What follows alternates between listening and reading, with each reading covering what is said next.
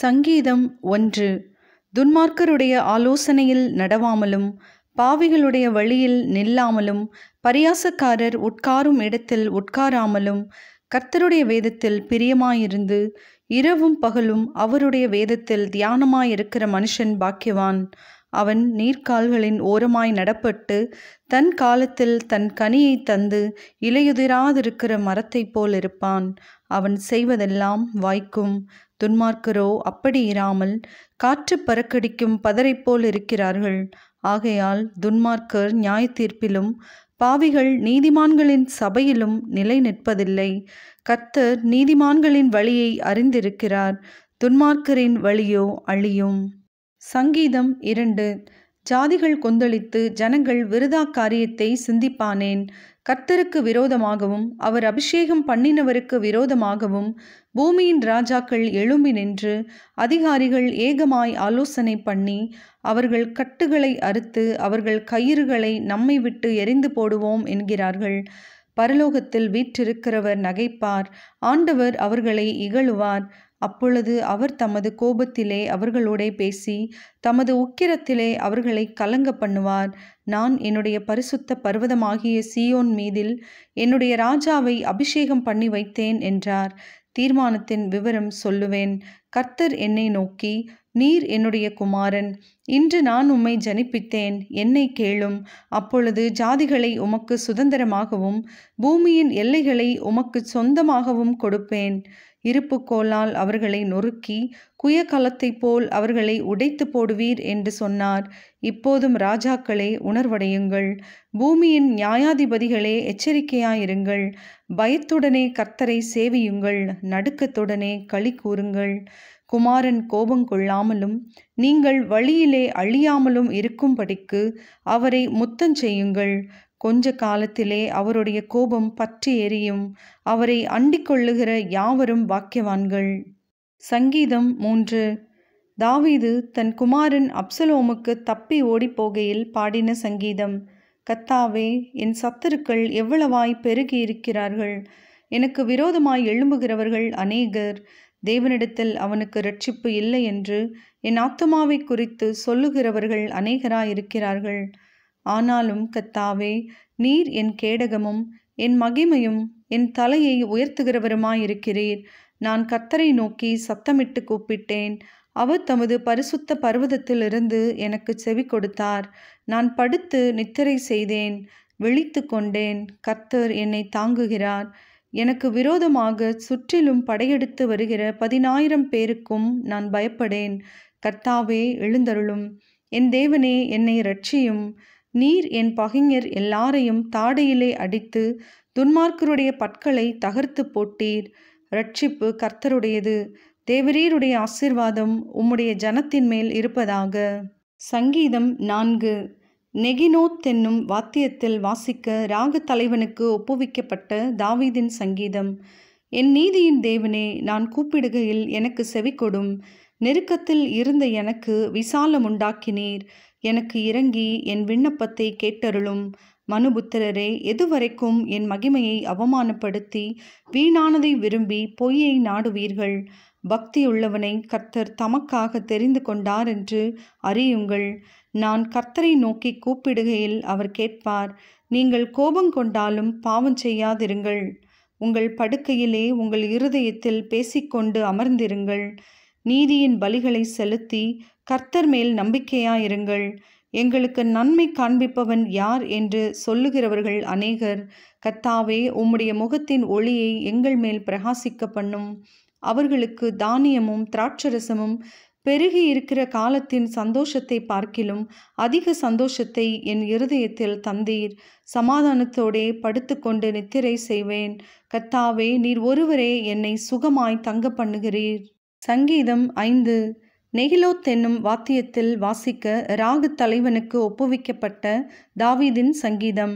கர்த்தாவே, என் வார்த்தைகளுக்கு செவிகொடும். என் தியானத்தை கவனியும். நான் உம்மிடத்தில் விண்ணப்பம் பண்ணுவேன். என் ராஜாவே, என் தேவனே, என் வேண்டுதலின் சத்தத்தை கேட்டருளும். கர்த்தாவே, காலையிலே என் சத்தத்தை கேட்டருளுவீர். காலையிலே உமக்கு நேரே வந்து ஆயத்தமாகி காத்திருப்பேன். நீர் துன்மார்க்கத்தில் பிரியப்படுகிற தேவன் அல்ல. தீமை உம்மிடத்தில் சேர்வதில்லை. வீம்புக்காரர் உம்முடைய கண்களுக்கு முன்பாக நிலை நிற்க மாட்டார்கள். அக்கிரமக்காரர் யாவரையும் வெறுக்கிறீர். பொய் பேசுகிறவர்களை அழிப்பீர். இரத்த பிரியனையும் சூதுள்ள மனுஷனையும் கர்த்தர் அருவருக்கிறார். நானோ உமது மிகுந்த கிருபையினாலே உமது ஆலயத்துக்குள் பிரவேசித்து உமது பரிசுத்த சந்நிதிக்கு நேரே பயபக்தியுடன் பணிந்து கொள்வேன். கர்த்தாவே, என் சத்துருக்களின் நிமித்தம் என்னை உம்முடைய நீதியிலே நடத்தி எனக்கு முன்பாக உம்முடைய வழியை செவ்வைப்படுத்தும். அவர்கள் வாயில் உண்மை இல்லை, அவர்கள் உள்ளம் கேடுபாடுள்ளது. அவர்கள் தொண்டை திறக்கப்பட்ட பிரேதக்குழி, தங்கள் நாவினால் இச்சகம் பேசுகிறார்கள். தேவனே, அவர்களை குற்றவாளிகளாக தீரும். அவர்கள் தங்கள் ஆலோசனைகளாலேயே விழும்படி செய்யும். அவர்கள் துரோகங்களினுடைய திரட்சியின் நிமித்தம் அவர்களை தள்ளிவிடும். உமக்கு விரோதமாய் கலகம் பண்ணினார்களே. உம்மை நம்புகிறவர்கள் யாவரும் சந்தோஷித்து எந்நாளும் கெம்பீரிப்பார்களாக. நீர் அவர்களை காப்பாற்றுவீர். உம்முடைய நாமத்தை நேசிக்கிறவர்கள் உம்மில் களி கூர்வார்களாக. கர்த்தாவே, நீர் நீதிமானை ஆசீர்வதித்து காருணியம் என்னும் கேடகத்தினால் அவனை சூழ்ந்து கொள்ளுவீர். சங்கீதம் 6. நெகினோத் என்னும் வாத்தியத்தில் செமினீத் என்னும் ராகத்தால் வாசிக்க ராகத் தலைவனுக்கு ஒப்புவிக்கப்பட்ட தாவீதின் சங்கீதம். கர்த்தாவே, உம்முடைய கோபத்திலே என்னை கடிந்து கொள்ளாதேயும், உம்முடைய உக்கிரத்திலே என்னை தண்டியாதேயும். என்மேல் இரக்கமாயிரும். கர்த்தாவே, நான் பலனற்று போனேன். என்னை குணமாக்கும் கர்த்தாவே. என் எலும்புகள் நடுங்குகிறது, என் ஆத்துமா மிகவும் வியாகுலப்படுகிறது. கர்த்தாவே, எதுவரைக்கும் இரங்காதிருப்பீர்? திரும்பும் கர்த்தாவே, என் ஆத்துமாவை விடுவியும். உம்முடைய கிருபையின் நிமித்தம் என்னை இரட்சியும். மரணத்தில் உம்மை நினைவு கூர்வதில்லை. பாதாளத்தில் உம்மை துதிப்பவன் யார்? என் பெருமூச்சினால் இளைத்து போனேன். முழுதும் என் கண்ணீரால் என் படுக்கையை மிகவும் ஈரமாக்கி என் கட்டிலை நனைக்கிறேன். துயரத்தினால் என் கண்கள் குழி விழுந்து போயிற்று. என் சத்துருக்கள் அனைவர் நிமித்தமும் மங்கி போயிற்று.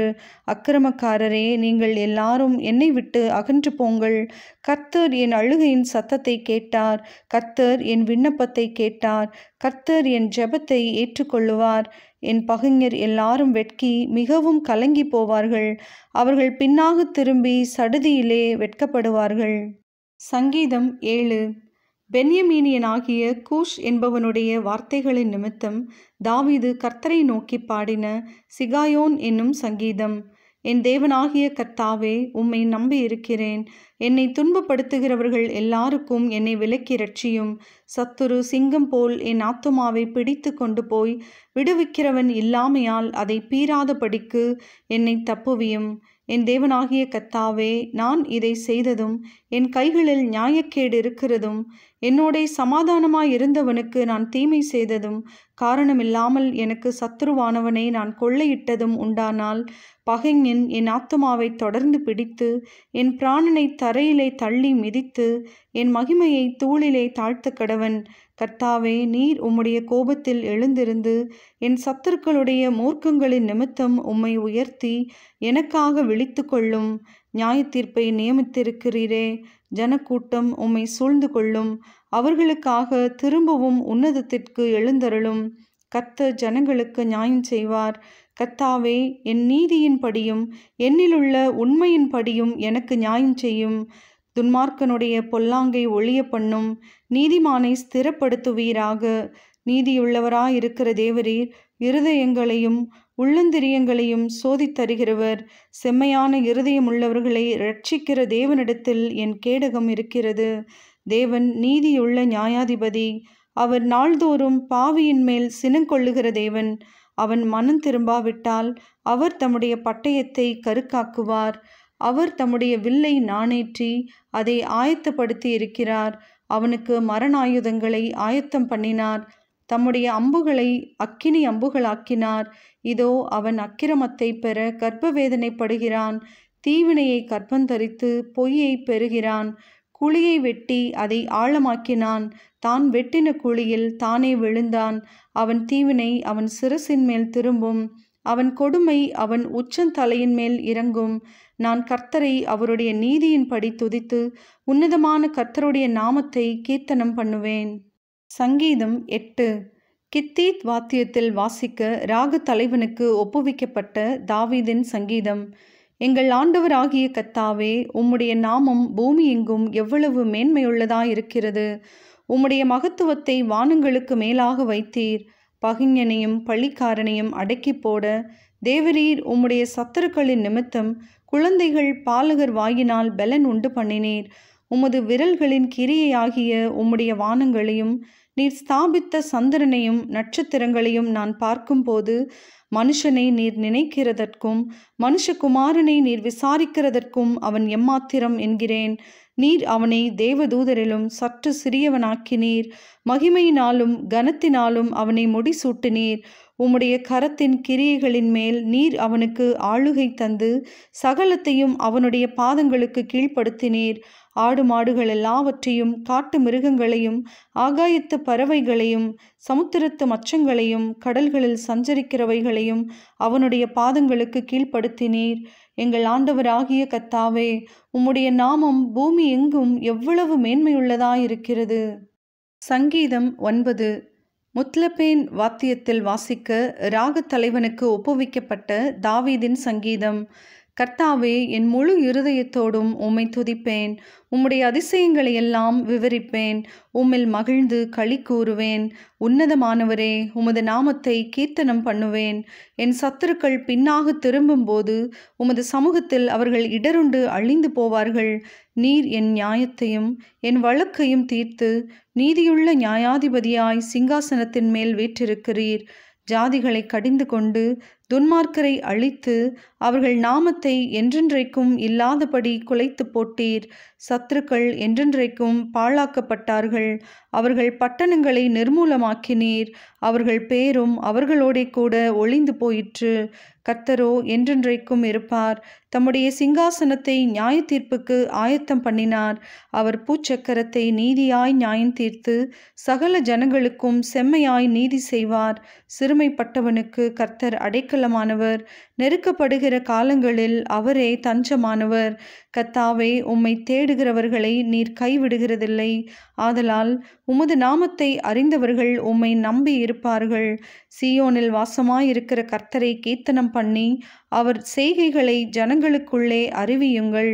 இரத்த பழிகளை குறித்து அவர் விசாரணை செய்யும் போது அவைகளை நினைக்கிறார். சிறுமைப்பட்டவர்களுடைய கூப்பிடுதலை மறவார்.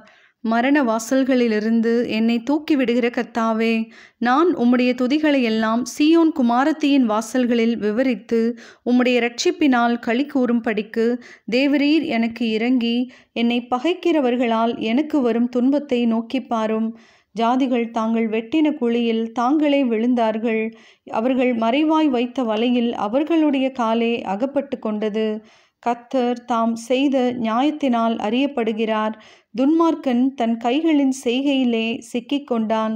துன்மார்க்கரும் தேவனை மறக்கிற எல்லா ஜாதிகளும் நரகத்திலே தள்ளப்படுவார்கள். எளியவன் என்றைக்கும் மறக்கப்படுவதில்லை. சிறுமைப்பட்டவர்களுடைய நம்பிக்கை ஒருபோதும் கெட்டுப்போவதில்லை. எழுந்தருளும் கர்த்தாவே, மனுஷன் பலன் கொள்ளாதபடி செய்யும்.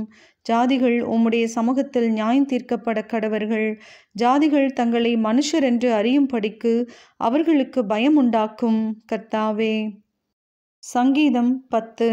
கர்த்தாவே, ஏன் தூரத்தில் நிற்கிறீர்? ஆபத்து நேரிடுகிற சமயங்களில் நீர் ஏன் மறைந்திருக்கிறீர்? துன்மார்க்கன் தன் பெருமையினால் சிறுமைப்பட்டவனை கடூரமாய் துன்பப்படுத்துகிறான்.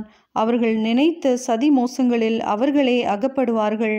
துன்மார்க்கன் தன் உள்ளம் இச்சித்ததை பெற்றதினால் பெருமை பாராட்டி பொருளை அபகரித்து தன்னைத்தான் போற்றி கர்த்தரை அசட்டை பண்ணுகிறான். துன்மார்க்கன் தன் கர்வத்தினால் தேவனை தேடான். அவன் நினைவுகளெல்லாம் தேவன் இல்லை என்பதே.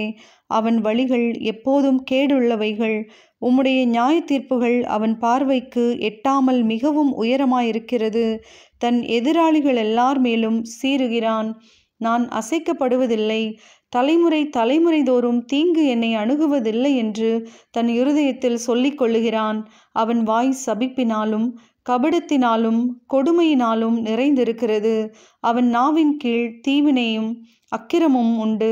கிராமங்களின் ஒளிப்பிடங்களிலே பதிவிருந்து மறைவிடங்களிலே குற்றமற்றவனை கொல்லுகிறான். திக்கற்றவர்களை பிடிக்க அவன் கண்கள் நோக்கிக் கொண்டிருக்கிறது. தன் கெபியில் இருக்கிற சிங்கத்தைப் போல மறைவில் பதிவிருக்கிறான். ஏழையை பிடிக்க பதிவிருந்து ஏழையை தன் வலைக்குள் இழுத்து பிடித்து கொள்ளுகிறான். திக்கற்றவர்கள் தன் பலவான்கள் கையில் விழும்படி அவன் பதுங்கி கிடக்கிறான். தேவன் அதை மறந்தார் என்றும் அவர் தம்முடைய முகத்தை மறைத்து ஒரு காலும் அதை காணமாட்டார் என்றும் தன் இருதயத்திலே சொல்லிக் கொள்ளுகிறான். கர்த்தாவே, எழுந்தருளும். தேவனே, உம்முடைய கையை உயர்த்தும். ஏழைகளை மறவாதேயும். துன்மார்க்கன் தேவனை அசட்டை பண்ணி நீர் கேட்டு விசாரிப்பதில்லை என்று தன் இருதயத்தில் சொல்லிக் கொள்வானேன்? அதை பார்த்திருக்கிறீரே. உபத்திரவத்தையும் குரோதத்தையும் கவனித்திருக்கிறீரே. நீர் பதிலளிப்பீர்.